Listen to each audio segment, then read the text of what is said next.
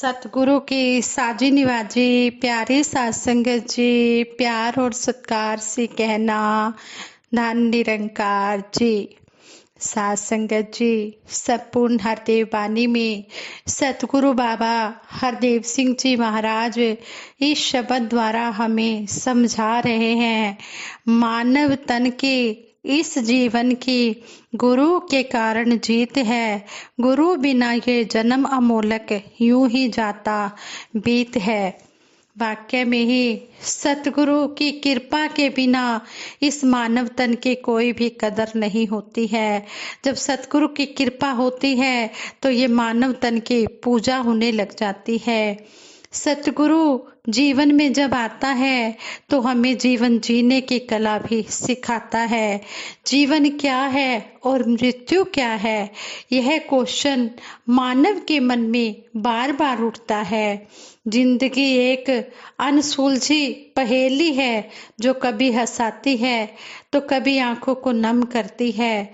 मन सपने संजोता है और जीवन भर उनके पीछे पीछे भागता है, उन्हें पूरा करने के लिए पूरी शक्ति लगाता है।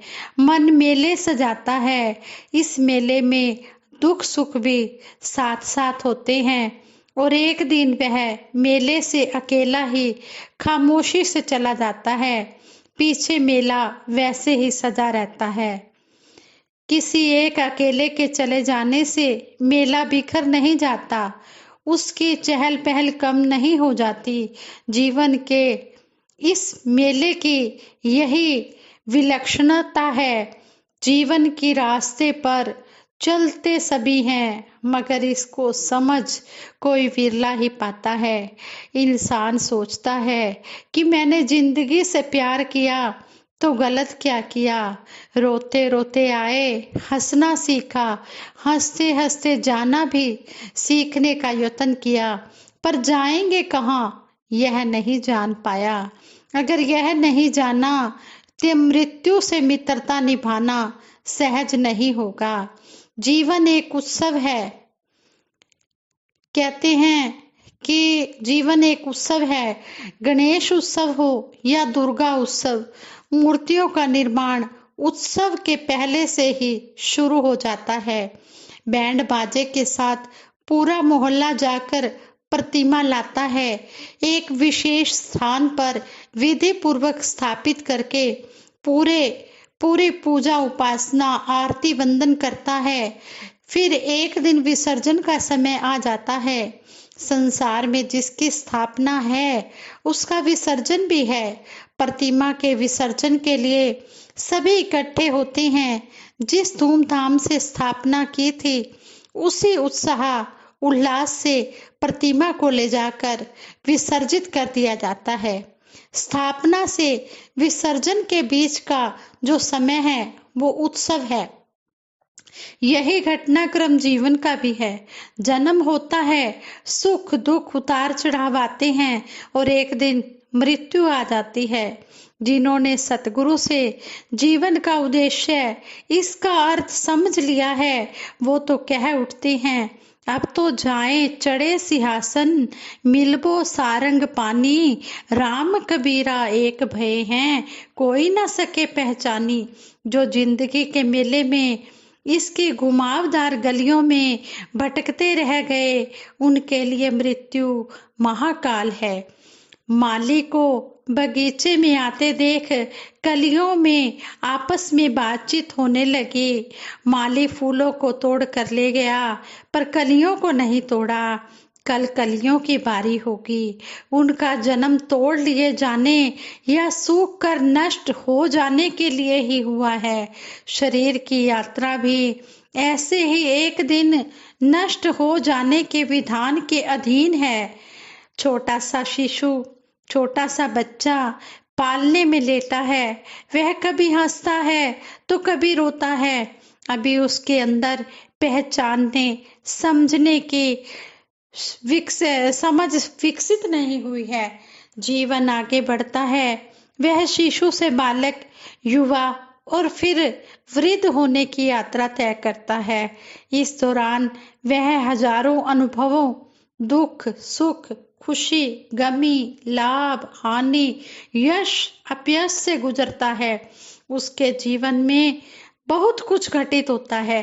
संसार चंचल चलायमान है, यहाँ कुछ स्थिर नहीं है। स्थिर है तो एक प्रभु परमात्मा निरंकार है, जिसकी जानकारी सतगुरु की कृपा से होती है। सतगुरु माता सुदीक्षा जी महाराज फरमाते हैं, तेज हवा चलती है तो पेड़ की टहनियां, पत्ते सब हिलते हैं, पर जड़ें जमीन में गहराई तक इतनी मजबूती पकड़ रखती हैं, इतनी मजबूत पकड़ रखती हैं कि पेड़ अपनी जगह पर स्थिर रहता है।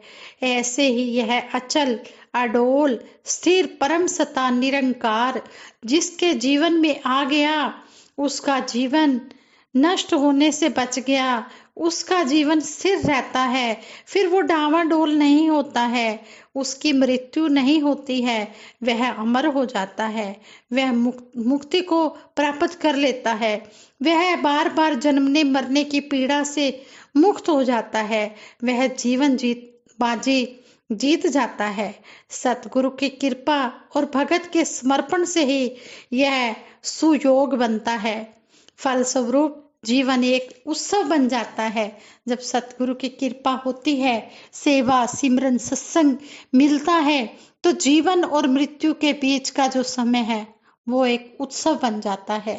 सतगुरु माता सुदीक्षा जी महाराज हमें समझाते हैं कि इस जीवन में आए हैं तो जीवन को पूरी तरह जिया जाए, छोटे छोटे दायरों में ना भटकें, बल्कि इस विशाल के साथ विशालता से जुड़ जाएं।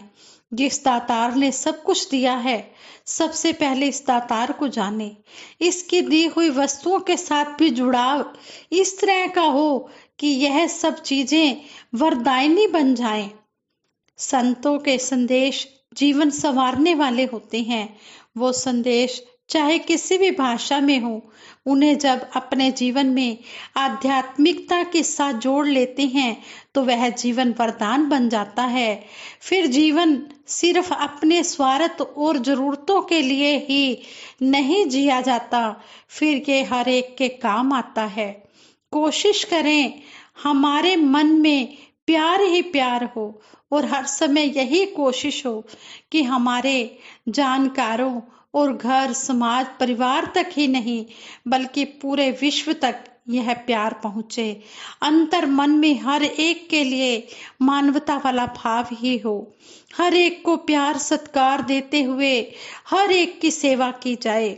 जब मन को परमात्मा से जोड़ेंगे तभी अहंकार हमसे दूर रह सकता है, वरना इंसान कोई भी कारण बना लेता है खुद को शाबाशी देने के लिए कि अगर मैं यह काम नहीं करता तो यह काम होना संभव ही नहीं था।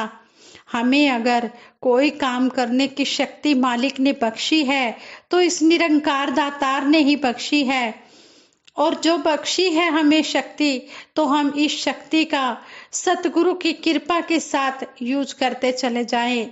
मेरा मुझ में कुछ नहीं, जो कुछ है सो तेरा, तेरा तुझको सौंपते क्या लागे है मेरा। पहले प्रण में ही तन मन धन इस निरंकार प्रभु को अगर सही मायनों में सौंप दिया है तो फिर हमारा कुछ भी नहीं है। ये उपयोग करने के लिए मालिक हमें शक्ति देता है, और हम हर काम को करते हुए इस निरंकार दातार का हर पल सिमरन करते रहें। तू ही निरंकार, मैं तेरी शरण हाँ, मैनू बख्श लो। क्योंकि सेवा, सत्संग, सिमरन करते हुए कई प्रकार की गलतियां हो जाती हैं। उन गलतियों के लिए भी क्षमा और शक्ति भी मांगी जाती है कि दातार इस तन को इतनी शक्ति देना कि हम हर एक की सेवा कर पाएं और हर एक में आप जी का ही रूप देखें, ये भी हमारे मन में भाव भर देना। संतों का संग पाकर ही हम हर एक से उस रूप में शिक्षा ले पाते हैं। संत अपने जीवन में इस निरंकार को इतना करीब कर चुके होते हैं कि वो जब अपने भाव व्यक्त करते हैं तो हमारी सोच भी उसी दिशा में आगे बढ़ने लगती है। फिर अगर कोई कमी आ भी गई तो इस दातार के प्रेमियों के साथ रहकर वह भी उसी समय दूर हो जाती है। जब हमारा मन हर समय सिमरन में लगकर इस निरंकार के साथ अपना नाता जोड़ लेता है, तब सभी में इस परमात्मा को देखकर और सभी को परमात्मा का रूप समझकर सेवा भाव भी अंदर से आने लगता है। मन में ऐसा सेवा भाव बन जाता है कि वह जरूरत पड़ने पर ही नहीं बल्कि 24 घंटे का भाव होता है। जिस तरह सतगुरु माता सुदीक्षा जी महाराज समझाते हैं कि एक स्टूडेंट जो होता है वो छुट्टी वाले दिन भी स्टूडेंट ही रहता है, इसी तरह जो भगत होता है वो 24 घंटे भगत ही रहता है। चाहे वो घर परिवार में हो, अपने बिजनेस में हो, अपनी शॉप पे हो, अपनी जॉब पे हो, कहीं पर भी हो, वो सेवादार ही रहता है। जब भी कोई जरूरत है या नहीं है तो भी सेवादार हमेशा सेवा के लिए तैयार होते हैं। अच्छे संतरे सुनकर मन में भाव आता है कि अच्छे संग तरे, अच्छों का संग अच्छा होता है। उनके साथ अगर हम जुड़ जाते हैं तो हम भी तर जाते हैं। जब भी सत्संग मिलता है तो परमात्मा से जुड़ाव और अपने साथ के संतों की चरण रज लेने से मन को अस्थाई नहीं स्थायी आराम मिलता है और सारी समस्याओं का समाधान हो जाता है। जो मानवीय और नैतिक मूल्य हम बचपन से सीखते हैं, सत्संग में आकर हम उनको जीवन में ढाल सकते हैं। ये सतगुरु माता सुदीक्षा जी महाराज अपने प्रवचनों द्वारा हमें समझा रहे हैं कि जब हम जो मानवीय और नैतिक मूल्य हम बचपन से सीखते हैं, सत्संग में आकर हम उनको अपने जीवन में ढाल सकते हैं। ऐसे में जब किसी का दुख दर्द बांटने का अवसर मिले तो इस परमात्मा के एहसास में लगकर वाकई ही वो दर्द चला जाएगा। उस स्थिति में हमारी पुरानी सोच समझ ही बदल जाएगी। अक्सर हमें किसी की दुख तकलीफ समझ नहीं आती क्योंकि हम अपनी ही नजर में अपने आप को सबसे ऊंचा मान बैठते हैं। छोटी मोटी उलझनों में फंसकर हमें तंग दायरे में नहीं बल्कि इस विशाल परमात्मा के साथ जुड़कर विशाल बनना है। गुजरान अगर परमात्मा को ही माने फिर सब वस्तुएं जो इसकी दी हुई हैं इसी की अमानत लगती हैं। फिर वो साधनों के दुरुपयोग नहीं होते बल्कि उनको सदुपयोग ही उनका होता चला जाता है। फिर मन इतना परेशान नहीं होता कि कोई चीज नहीं है तो यह मन इतनी गिरावट की ओर चला जाए। जैसे कतरे कतरे में, डाली डाली में और हर जगह ये परमात्मा है, उसी तरह ये आत्मा इस परमात्मा की अंश है। और ये मनुष्य जीवन मिला ही इसलिए है ताकि इस जीवन में ही हम परमात्मा को जान सके। और ये सतगुरु की कृपा से ही परमात्मा को जाना जा सकता है। इसलिए हम सतगुरु का बार बार धन्यवाद करते हैं, शुक्राना करते हैं, थैंक यू करते हैं कि सच्चे पातशाह आप जी हमारी जिंदगी में आए, आप जी ने हमें अपने चरणों से लगाया, हम पर कृपा की। हमारी इतनी कोई औकात नहीं थी, हमारे में कोई ऐसा गुण नहीं है, आप जी ने हमें बख्श लिया। आप जी ने हमारी गलतियों को न चितारते हुए हमें अपने चरणों से लगाया है और इस तरह हमें सेवा सिमरन सत्संग की राह बताई है और जन्म मरण के बंधनों को काटा है और बताया है कि जन्म और मृत्यु के बीच का जो जीवन है वो कैसा होना चाहिए। जीवन और मृत्यु के बीच का जो जीवन है वो निस्वार्थ, निष्काम, निरक्षित भाव से अगर जिया जा रहा है, दूसरों की सेवा करके, दूसरों को सुख देकर, तो सही मायनों में वो जीवन उत्सव बन जाता है। आज संगत जी विचार करते हुए दासी से बहुत सी गलतियां हुई होंगी, उन गलतियों के लिए आप जी क्षमा करें, आगे के लिए शुद्ध विचार करने की क्षमता बख्शें।